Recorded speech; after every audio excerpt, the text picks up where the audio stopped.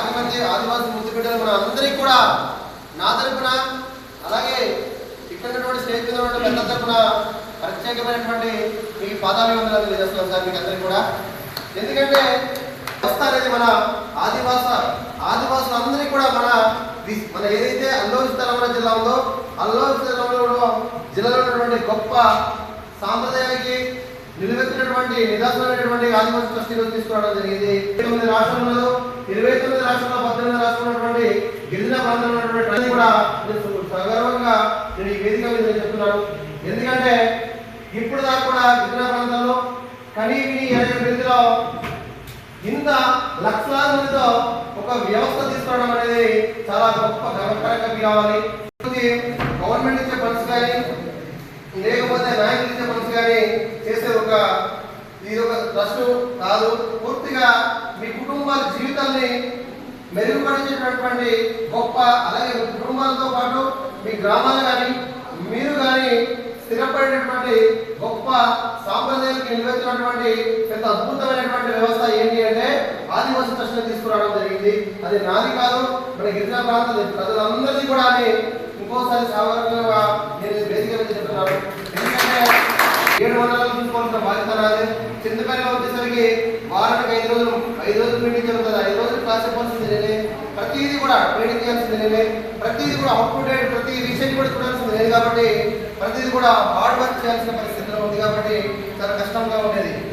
అందుకబట్టి దీనికి మీరు అందరూ కూడా సపోర్ట్ చేయాలి. ఎందుకంటే మీరు ఏదైతే ఇక్కడ మీటింగ్ రావడమో అలాగే మీలో కూడా ఇక్కడ మంచి నాయకులుగా తీర్చిదిద్దాలని నా ఆశయం.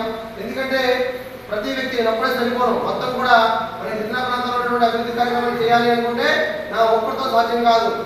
మీలో మనస్సాక్షిగా వచ్చి దీన్ని అభివృద్ధి చేసే పరిస్థితుల్లో మనం అందరూ కూడా తీసుకుపోవాలి. అందుకబట్టి ఎందుకంటే ఆదివాసీ ట్రస్ట్ అనేది ఎందుకు తీసుకొచ్చాను, దీని ఒక ఉపయోగాలు ఏంటి, దీని భవిష్యత్తు ఏంటి, భావి తరాలకు ఏ విధంగా పనికి వస్తాయి అనేది పూర్తిగా నేను సంపూర్ణంగా చెప్తాను. నేను చెప్పిన తర్వాత సపోర్ట్ చేయాలంటే ఏం చేయాలి అంటే సార్ మీరందరూ కూడా ప్రతి వారానికి జరిగే మీటింగ్ వస్తే చాలు. మీ నుండి 1 రూపీ కూడా నాకొద్దు, నేనే మీకు డబ్బులు ఇస్తా, మీకు జీవితాంతం మిసకిస్తాను. కానీ మీరు చేయాల్సింది ఒకే ఒక పని ఏంటంటే కంప్లీట్ గా వారానికి మీటింగ్ రండి. అంటే మీరు చేయాల్సింది ఒకే ఒక పని చేయండి అంతే. ఓకేనా? చేస్తారా? సపోర్ట్ చేస్తారా? మాత్రమే ఈ విషయాలు తెలుస్తాయి. మన గ్రామంలో ఉండిపోయిన తర్వాత మనం 5-10 మంది కలిసి మాట్లాడే పరిస్థితుల్లో రాజకీయ నాయకుల కోసం ఎవరి కోసం అంటే సమాజం కోసం, మీ కోసం, మీ కుటుంబ జీవన విధానం కోసం ప్రతి విషయం కూడా మీకు తెలుస్తాయి. ఎందుకంటే అటువంటి సిస్టమ్ ఈరోజు ఎవరు కూడా మన గిరిజన సభ్యులు ఎవరు కూడా ఇప్పుడు కూడా కనీవిని రీతిలో లక్షలాది మంది ఉన్నారు. దానిలో గొప్ప ఇంటి సభ్యులే కాదు, చింతపల్లి సభ్యులే కాదు, జీవనదే కాదు, పాడదే కాదు, ప్రతి దగ్గర కూడా మన సభ్యులు ఉన్నారు. లక్షలాది మంది 1,50,000 కూడా ఈ వ్యవస్థ నుండి జీతాలు తీసుకుంటారు. మన వాళ్ళు ఉపయోగాలు చెప్తాను. అలాగే సొసైటీ, దీనిలో భాగంగా సొసైటీ తీసుకొచ్చారు.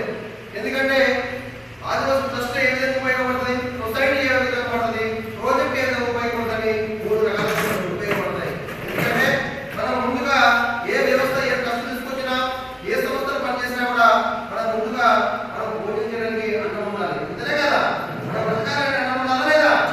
దాంతో భాగంగా అన్నం ఉండడంతో పాటు మీ కుటుంబ సభ్యులకి అందరికీ జీవన విధానం ఇవ్వాలన్నా కూడా మన ఫైనాన్షియల్ సభ్యులు కావాలి. అలా ఉన్నప్పుడు మాత్రమే మనం ముందుకుంటాం తప్ప మనకి ఎన్ని సంస్థలు తెచ్చినా ఎన్ని కంపెనీలు తెచ్చినా ఏమి తెచ్చినా కూడా మనకి కుటుంబాన్ని పోషించుకునేటటువంటి ఒక వ్యవస్థ లేనప్పుడు మనం ఏమీ ముందుకోవాలి కూడా. అందుకబట్టి అటువంటి వ్యవస్థ ఈరోజు తీసుకొచ్చాను. కాబట్టి నేను తీసుకురాలేదు, మనం అందరూ కలిసి తీసుకొచ్చాను. అటువంటి వ్యవస్థని మనం అందరూ కూడా సంపూర్ణంగా గౌరవిస్తూ ఈ యొక్క ప్రజాస్వామ్యాన్ని కాపాడుతూ ఈ ఆదివాసీ ట్రస్ట్ని కాపాడుతూ ముందుకు తీసుకోవాల్సిన ధర్మం మన ప్రతి సభ్యుడి మీద, ప్రతి ఆదివాసీ మీద, ప్రతి ఆదివాసీ బిడ్డ మీద ఉంది. కాబట్టి అది సంపూర్ణంగా మనం దీన్ని మద్దతు ఇవ్వాల్సిన పరిస్థితి మీ అందరి మీద ఉన్నాయి. చేద్దామా ఉందా? కోట్లాది మంది ఉన్నా మన గిరిజన ప్రాంతాలకు వచ్చేసరికి మన ఏదైతే అల్లూరి సీతారామరాజు జిల్లా ఉందో ఆ జిల్లాలో చూసినట్టయితే దాదాపు 1,50,000 మంది 2.5 సంవత్సరాల నుండి ఫ్రీ అమౌంట్ అంటే ఏంటి, ఆదివాసీ ట్రస్ట్ వల్ల ఉపయోగాన్ని కూడా ముందు చెప్తాను. మన రాష్ట్రాల్లో 29 రాష్ట్రాల్లో మన జనాభా 143 కోట్ల పైన ఉన్నటువంటి ఈ జనాభాలో మన భారతదేశం 29 రాష్ట్రాల్లో మన గిరిజన ప్రాంతాలు 18 రాష్ట్రాల్లో ఉంది. మనకి చూసినట్టయితే తెలుగు రాష్ట్రాల్లో చూసినట్టయితే శ్రీకాకుళం మొదలుకొని ఆదిలాబాద్ వరకు మన ఆదివాసీ ట్రైబల్స్ మనం ఉంటాం. దాంతో భాగంగా ఈశాన్య ప్రాంతాలు ఏదైతే ఉందో ఈశాన్య ప్రాంతాల్లో ఈశాన్య ప్రాంతానికి వెళ్ళినట్టయితే అస్సాం, నాగాలాండ్, మిజోరాం, మణిపూర్, సిల్లింగ్ ఇదంతా కూడా ఈ 7 అక్కడ 7-8 రాష్ట్రాలు కూడా పూర్తి మన ఆదివాసులు ఉంటారు. మనకైతే మన జిల్లా చూసినట్లయితే బెటర్ మోర్ దెన్ బెటర్ మన ట్రైబల్స్. కానీ చాలా జిల్లాలకు వెళ్ళినట్లయితే, చాలా రాష్ట్రాలకు వెళ్ళినట్టయితే ఆ పరిస్థితి రైతుల పరిస్థితి ఎలా ఉంటుందంటే సార్, పూర్తిగా పేదరికంలో కురిగిపోయి పాత జీవితాలు ఏదైతే ఉంటుందో ఆ జీవితాల్లో గడిపే పరిస్థితి మనం చూసాము. ఎందుకంటే మీరు వెళ్ళి ఉంటే చూసుకుంటారు ఆ ఏరియా ప్రాంతాల్లో. సిల్లింగ్ ప్రాంతానికి వెళ్తే మనకి పూర్తిగా చాలా హైట్ ఉంటుంది. ఏదైతే వర్షపాతం ఉంటుందో వర్షపాతం అనేది చాలా ఎక్కువగా కురుస్తున్నాయి. మన సిల్లింగ్ మీకు తెలిసే ఉంటుంది. ఆ ప్రాంతం చూస్తే మన ప్రజలు ఎలా ఉంటారంటే తెల్లగా ఉండి పొట్టిగా ఉంటారు. పూర్తిగా అడవిలో ఉంటారు అనమాట. రోడ్లు కానీ, కరెంటు కానీ, మంచినీళ్ళు కానీ లేని పరిస్థితి మన ప్రాంతాలన్నీ కూడా.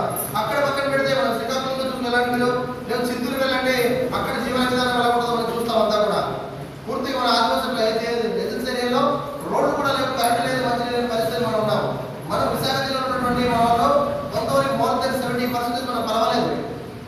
నాకు ఆ పరిస్థితి చూసిన తర్వాత నా ఆదివాసీ బిడ్డలనే వారు నిజంగా ప్రభుత్వాలు ఎన్నో బడ్జెట్ నుంచి ఎన్నో అభివృద్ధి కార్యక్రమాలు చేద్దాం అనుకున్నా కూడా ఇప్పుడు కూడా పాలకులు చేసే పరిస్థితులు లేదు. అందుకబట్టి నాకు బాధ అనిపించింది. నేను పుట్టి నిజంగా నేను కూడా ఏరియాలో పుట్టి నేను కూడా ఒక పేదరికంలో పుట్టినటువంటి వ్యక్తి, నేను చదువుకుని నాకు తెలిసినటువంటి టెక్నాలజీ నేను ఇంత కోట్లాది రూపాయలు నేను ఒక సిస్టమ్ ద్వారా తెచ్చే పరిస్థితి నాకు ఉన్నప్పుడు నేను ఏం చేస్తే బాగుంటుందని నేను ఆలోచించిన తర్వాత ఏదైతే ఒక ప్రాజెక్ట్ తీసుకొచ్చి ఆ ప్రాజెక్ట్ వ్యవస్థ తీసుకొచ్చాను. ఎందుకంటే మనకి నిజంగా ఆ రోజు ప్రభుత్వాలు, ఆ రోజు పాలకులు ఎవరైతే ఉన్నారో ఆ రోజు బాబర్ గారు ఏదైతే ఆ పరిపాలన తర్వాత బ్రిటిష్ కాలం వచ్చిన తర్వాత మన పాలన ఇప్పటికీ స్వతంత్రం వచ్చి దాదాపు 76 సంవత్సరాలు అయినా కూడా మన ఆదివాసి బతుకు అనేది అంతలంతగా అలాగే ఉంది. అంతేనే కదా. అలాంటి పరిస్థితుల్లో మనం ఏం చేయాలి? మనం చదువుకున్నటువంటి విషయాలు కానీ చదువుకున్నా చదువుకోకపోయినా కూడా మనం ఆలోచించే జ్ఞానం ఉన్నప్పుడు ప్రజలకి మనం ఏ విధంగా మేలు చేయాలనేది మన కంప్లీట్ గా ప్రతి వ్యక్తి కూడా తెలుసుకోవాల్సిన విషయం దీనిలో ఉంది. అందుకని మన భారత రాజ్యాంగంలో నిజంగా మహనీయుడు డాక్టర్ బిఆర్ అంబేద్కర్ ఎవరైతే ఉన్నారో మహనీయుడు కోసం ఈరోజు స్మరించుకోవాల్సిన విషయం. ఎందుకంటే ఈ రోజు నిజంగా ఈ రోజు నేనైనా మీరైనా కూడా ఇలా మీటింగ్లు పెట్టి ఇలా మాట్లాడుతున్నామంటే డాక్టర్ బిఆర్ అంబేద్కర్ ఆ రోజు మన భారత రాజ్యాంగంలోని మన ఎవరైతే మైనారిటీ పీపుల్స్ ఉన్నారో, ఎవరైతే ఎస్సీ ఎస్టీ మైనారిటీ బడుగు బలహీన వర్గ కుటుంబాలు ఎవరైతే రాజ్యాంగంలో 5th సెంచరీ క్లాస్ ప్రకారం ఏదైతే మనమంతా కూడా చట్టాలు 1/7 యాక్ట్ తీసుకొచ్చి దాంతో భాగంగా ఈశాన్య ప్రాంతంలో 275 చట్టాలు తీసుకొచ్చి మన ఆదివాసీ బిడ్డల్ని కూడా ఇంత సంపూర్ణంగా ఒక మనిషిగా గుర్తించే పరిస్థితి తీసుకునేటువంటి మహనీయుడు డాక్టర్ బిఆర్ అంబేద్కర్. ఆయన కూడా మన యొక్క కాపాడాలి, మన హక్కుల్ని కాపాడాల్సిన నాయకులు, పాలకులు కూడా పూర్తిగా